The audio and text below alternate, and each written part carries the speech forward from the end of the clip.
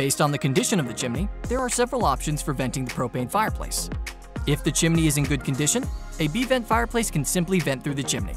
A liner is typically installed to protect the chimney walls from heat and corrosion.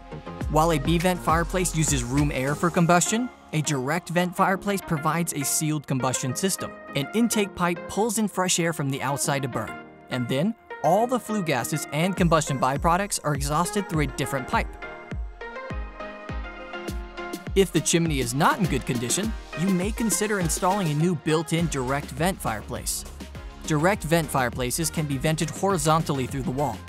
The ventilation system typically uses a concentric pipe, with fresh air coming in through the outer pipe and exhaust traveling through the inner pipe. Venting through the sidewall allows for shorter vent lines to reduce installation time and cost.